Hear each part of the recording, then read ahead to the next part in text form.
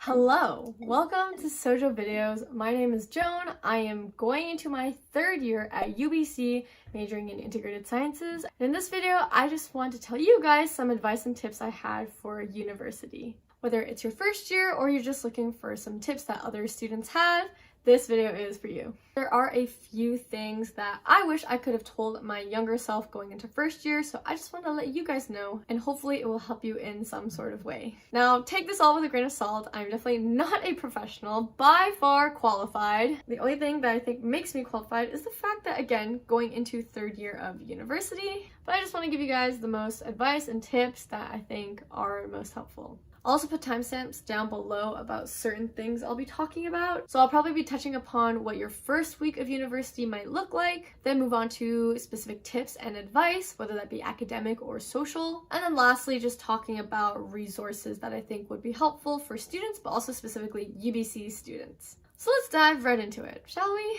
Just to give you guys some more background on myself, feel free to skip this, but this is just for those that are curious. Again, third year majoring in integrated sciences, which is basically like a free-for-all, choose-your-own-adventure kind of thing, where you can choose specializations that you want to study, and then choose courses that kind of relate to that, but it doesn't have to be dedicated to a specific major like biology, for example. So for me, for integrated sciences, my actual specializations are neurophysiology and immunology. Also, I am actually a commuter student, so I don't actually live in residence at UBC, and I actually commute from home. So I transit basically around 50 minutes every single day to and from school. So some of my advice might not relate to specifically living on campus, but I will provide some advice and tips I heard from my friends who actually do live on campus. If it's any comfort, my average grade is around 84%, so it's not like I'm up there with all the smart kids, but I feel like I'm also not doing too bad.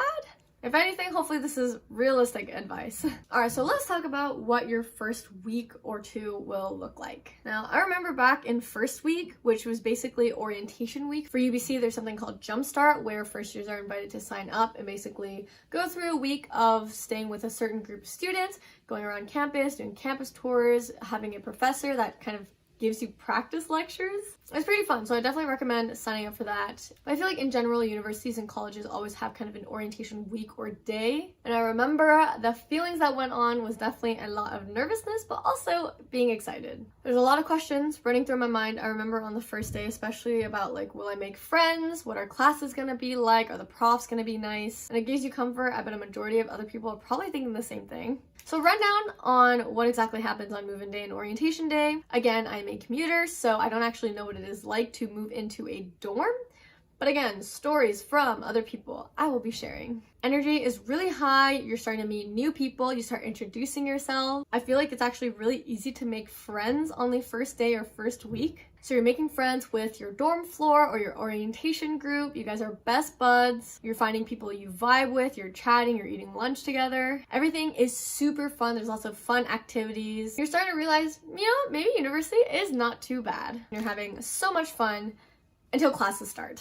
That's when you realize all the friends you've been making. Friends aren't actually your real friends. Not in the sense that they backstab you or anything, but you realize, number one, your schedules don't really match up, and you don't actually have a lot of time outside of class time to hang out with them like you did back in first week. Everyone gets super busy, and it's really hard to keep track of who's doing what, texting people, and keeping in contact. So then you realize you actually feel maybe a little bit alone, and you're starting to miss home and all your old friends back from high school. But no worries, because the cycle of socialization starts all over again with your classes. You make friends with the people sitting next to you in classes. You also start developing some sort of script for an introduction, name, major, what other classes you have, and other general small talk that continues until the prof begins his lecture. And then you move on to your next class where you do the exact same thing over and over again. And that's when you start to realize that university is not exactly like how you imagined it, especially not the same as first week, and the reality of it all sets in. I know for me, I definitely was really excited at first, and I realized, man, classes are actually kind of tough.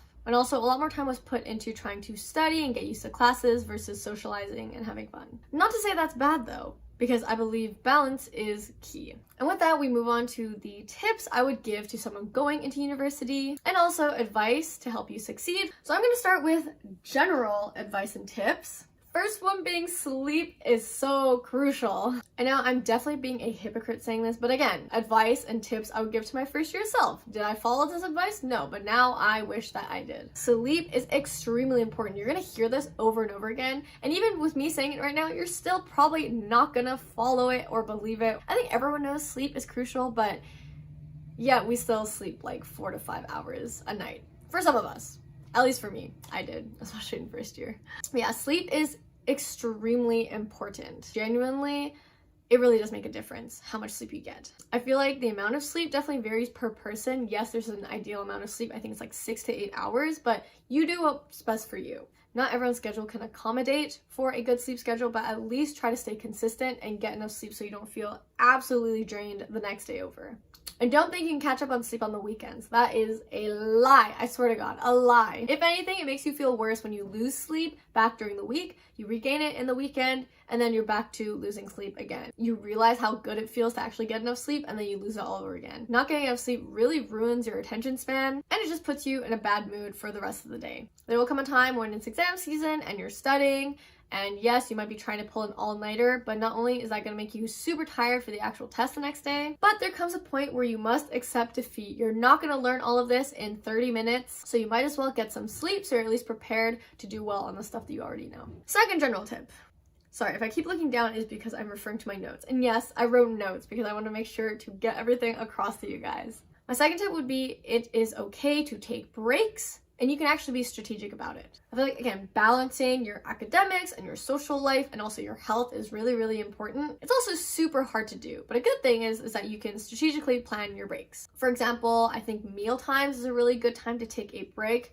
You have to eat. Please eat 3 meals a day if you can. Again, being a hypocrite because I always skip breakfast, but at least try to get something in there. Since eating is something you have to do, it is not only a break, but you can also spend your time eating with other people. So that takes off your socializing and also taking a break from studying. And sometimes you might need more breaks than usual, and that is okay. I think forcing yourself to study when you're clearly not focused and not into it at all is more of a hindrance. You might as well take a small break, do something that makes you feel better, and then go back to study rejuvenated. My third tip would be let change happen. It is okay when your original plan goes off track. My first reaction is definitely to panic and get really upset, but at the same time, one thing I've noticed is that I don't really regret anything that has happened. I feel like everything that's happened has led to something good, and without that original thing that seemed off course of my original plan, if that thing never happened, I would have never felt the good things that I felt later on down that path, if that makes sense. Change is good. It makes you adapt, and it can sometimes lead to doors that you didn't even know could be opened. Also, I'm just gonna mention here, if you have any questions about very specific things, UBC related things, or just other advice that I don't really touch on in this video, feel free to leave it in the comments below. I'll try my best to reply as soon as I can, and you can also see if anyone else in the comments can help you out too. My last general tip before I move on to academic and social tips is to be conservative about your time, especially going to university for the first time. I would definitely not recommend diving headfirst into really tough classes and then adding on part-time work, extracurriculars, athletics, and jumbling all of that together. You're gonna burn out really fast. I was definitely a tryhard in high school. I was, studying a lot. I also did sports. I also did extracurricular clubs. And I do not know how I managed to do all of that. Maybe it's just different in high school, but I definitely could not do that during my first year of university. It's not saying that you shouldn't do all of these things, but I feel like, especially for at least the first month, I wish a lot of my focus was put more into just getting used to university life. And it's a lot easier to get into things as you realize you have the time and effort for it, versus having everything all at once and then having to draw back from the stuff that you've been doing. And now let's move on to social related tips and advice. All right, so my first tip kind of goes back to the idea of what the first week or month of university is gonna look like. I want to reiterate, it is okay to make friends and then lose them right away, especially during the first few weeks of uni. I feel like it is a very normal experience. Sometimes you're gonna vibe with people, you're gonna want to make friends with people. Everyone wants to make friends, especially in the first few weeks of university. No one wants to feel left out. out. But with circumstance and busy schedules, you're gonna drift apart from some people that you thought, oh my god, we're gonna be besties for all of university. And that is okay, because you are gonna either find more people to be friends with, or maybe you'll reconnect them at a later date. Who knows? I feel like though, and this leads to my second part of that advice, if you're able to, I would definitely try to take initiative to hang out or stick with those that you really vibed with. I feel like making a routine together with people helps you guys keep in.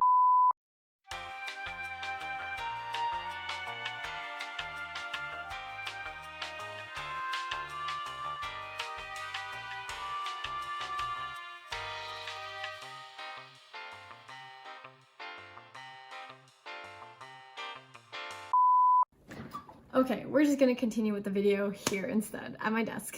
So on to the next tip that I would say for socially related stuff is joining clubs and extracurriculars is actually a really good way to get to know people. It's a good opportunity to make friends or to also hang out with your friends with some added benefits. You're basically joining an already established community. So you go from having the chance to meet hundreds of people to maybe just 30 or 40 that share the same interests as you. It's a good opportunity to get to know people maybe outside of your year, maybe some older students. All of the ones I met at least have been really good mentors and have helped give advice for other classes that they've taken that I'm planning on taking. And it can also be another plus if you go for a more, I feel like, academic versus more for fun club. In my head, there's kind of a split between the two. I feel like for fun clubs is definitely for like your hobbies or stuff you're really interested in. And academic clubs, on the other hand, might help with resume building your soft skills. Obviously, those can still be fun, but it's in comparison for, like, example, a dance team versus a charity club that helps out at the hospital. Though you can also have both, and for example, in an academic club, you can join with your friends, and not only does that maybe build your resume, but you're also able to hang out with your friends all at the same time. And my last advice that's kind of related to clubs as well is to try to join stuff right away or try stuff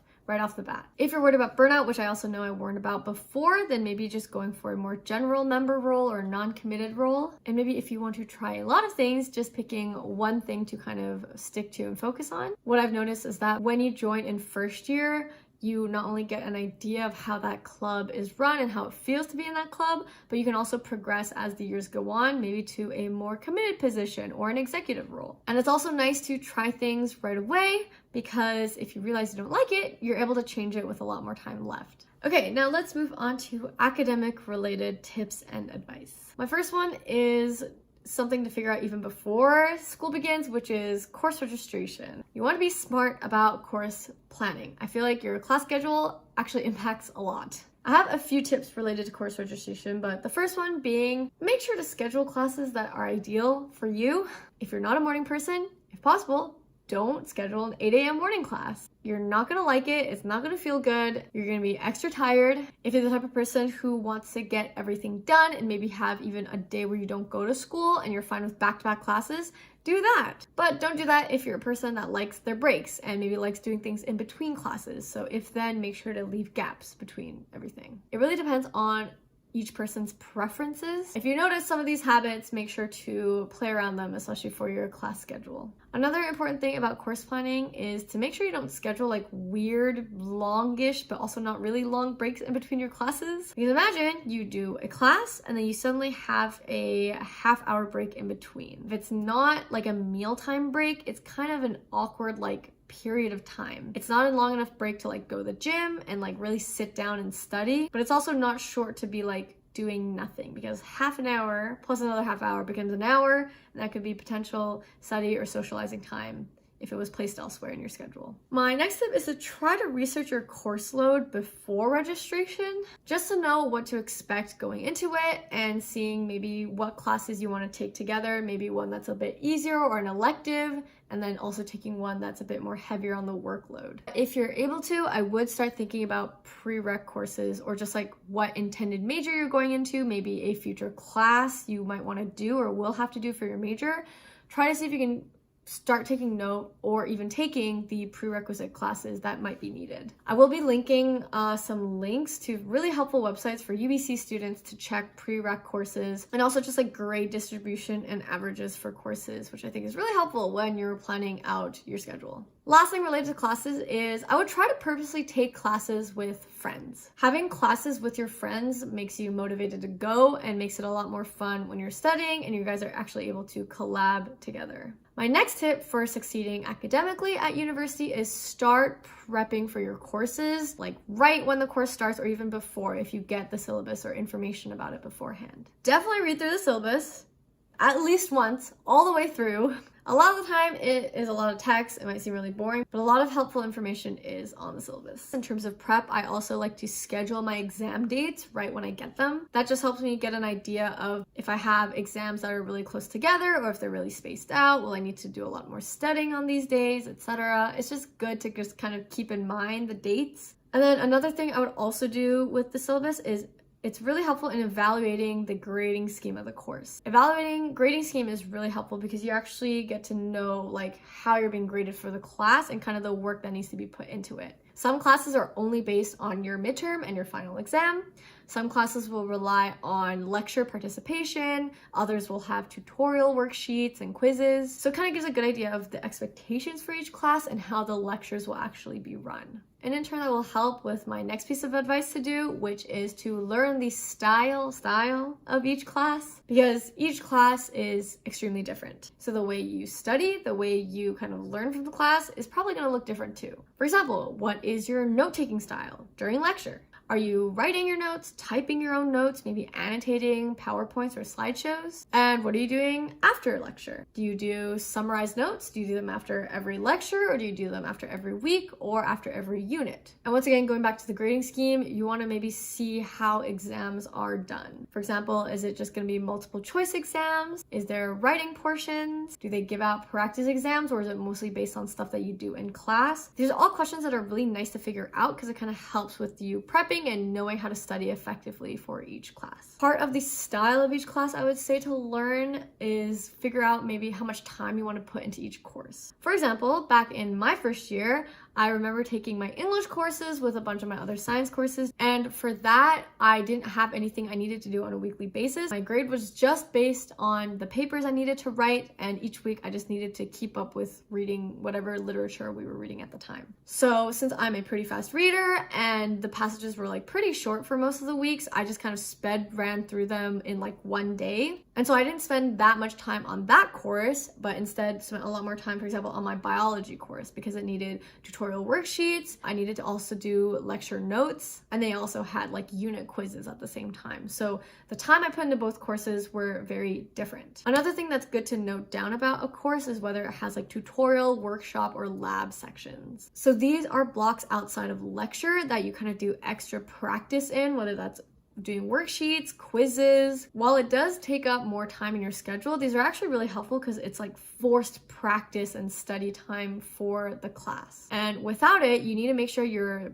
personally like already self-motivated to study for the class if it doesn't already come with like a tutorial section. So that's just something to think about. For my last few pieces of advice on how to succeed academically, one of them would definitely be to find a good study space for you. Do you study well with others? Do you study better alone? These are all good questions to kind of ask yourself or figure out within the first few weeks of university. A lot of the professors will say to study with other people. I think it really does depend on your own study style. Personally, there are some classes where I do like to study with other people, but most of the time I feel like I sometimes can get distracted. So a lot of my main study time is actually alone. Another thing is your study location. Do you study better at home or maybe outside? Well, I do prefer and more often study at home. It's mostly just because of my PC and my equipment. Also, if I'm hungry, I can just make food, but I can get distracted really easily. When I go outside to study, like at a cafe or a dessert place, I feel like there's a lot more pressure because I can't really just go slacking. I feel like I've got eyes watching me. I gotta make sure I'm studying and doing work. So figuring out what a good study space looks to you is, I think, really important just to, again, effectively study for your classes. And lastly, kind of building off of that, studying is gonna look a lot different depending on who you are, also depending on the class. So find something that works for you or try a bunch if you don't really know. Do you like writing or do you like typing your notes? Maybe you like using active recall, which I think is a big thing on like TikTok and that I sometimes use for my classes. And don't be afraid to utilize different resources as well. Again, I'll be linking some right after this section. You can also ask other people who are maybe doing better than you in a class how they study for it as well. Again, depends on the person, but sometimes that might help if they're focusing on certain things that you aren't, and that's maybe helping them do better. And last part of that is don't be afraid to change how you study if you realize it is not working. There are different ways to study, so don't be afraid to change it if you think something is not working. There's probably some other method out there for you. Okay, one more angle change to talk about resources that I think are really useful. And I'm going to go through several sections for this as well. Some resources for staying organized and time management. Another section talking about resources that help with studying. And lastly, some UBC specific websites and resources that I think are super helpful, so stay tuned for that. Okay, firstly, staying organized and helping your time management. The main three kind of apps or websites that I use is Notion, Todoist, and Google Calendar. Google Calendar, used for events, meeting times, class schedule, to kind of just time block these things that are kind of set in the day. Todoist I use for daily tasks I need to get done. That might look like,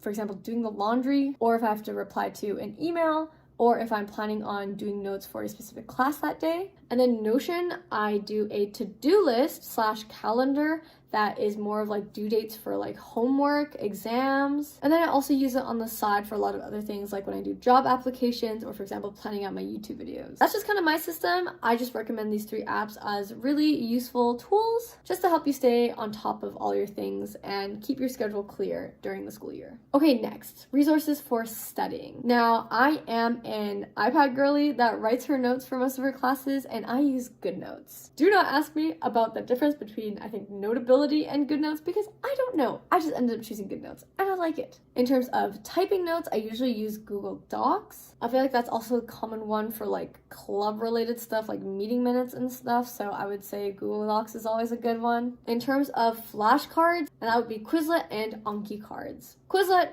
OG helpful study tool. You can also maybe find study tools that other people have made for your class and use those as well. And then Anki cards, again, for upper year level, I think, courses more so often. Lastly, I would also recommend Miro for kind of storyboarding or like timeline planning or just mind mapping. If that's your thing, Miro is pretty helpful. I've used it a few times for just miscellaneous things. Okay, we are once again changing the scene. I tried to film on my phone. I filmed for a full 15 minutes and then realized it got deleted because I ran out of storage again.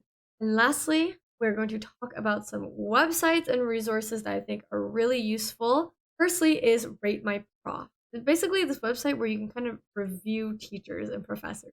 I take it with a grain of salt because one thing that's pointed out to me that I also agree with is that you don't really leave a rating unless you really hated the teacher or you really like them. Everyone in between doesn't really take the time to actually, submit a rating. But it is really useful to kind of get to know your prof before you have them and also see if you have a good prof. So a lot of the time, certain classes that are really big, especially for first year when everyone kind of takes the same standardized courses, you're gonna have the same course offered multiple times throughout the day with different profs. So this website is really good to see which prof to choose. Some profs are favored a lot more better by students for good reason. So definitely check Rate My Prof first. And then my next two websites are much more UBC specific, and that's UBC Grades and UBCExplorer.io. Hopefully no one gets mad at me talking about this in like a public YouTube video. I'm not the type to gate. I think it's really helpful. I didn't know about either of these until like midway through my second year, and I wish that I knew about it in first year or even before second year when I was trying to plan out courses for that. UBC Grades, brilliant resource figuring out the grade averages throughout the year. You can even see the bell curve. You see the historical average of the last few years. You can also go by section or by the overall course. Very useful. UBC Explorer, also extremely helpful. Something I really hate about UBC's course registration thing is that when you click on a course, it will tell you what the prerequisite courses you need to take are before taking this course, but it does not do it the other way around. So for example, if I was looking at a course, it does not tell me what courses depend on that course. UBC Explorer does both. It not only gives both the prerequisite courses for a course and also the dependent courses that will need this course as a prerequisite, but it also gives you the blurb about the course straight from, I believe, the UBC website. It also tells you how many credits it is, gives you a historical average. It also links, I think, search results if you were to search up that course name on UBC's Reddit. Which leads me into the next resource, which is UBC Reddit. I'd also take what you see on there with a grain of salt, but I will say a lot of useful tips and advice and just like information is on there.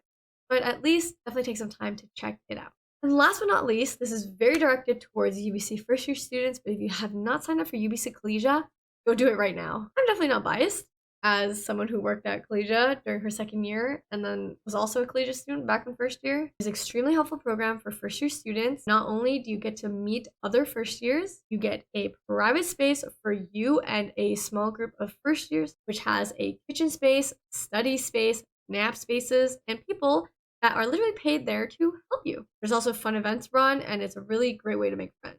I made all my friends through Collegia, and I also spent the majority of my first year in there as well. And that is it for my tips and advice for university. Hopefully that was helpful for you. Again, if you have any questions, feel free to put it down in the comments below. I will try my best to answer. Make sure to subscribe and keep up if you want more UBC content. I also do a lot of other stuff on this channel, but I will definitely be doing some more school-related stuff. Thank you guys so much for watching, and I'll see you guys in the next video. Bye!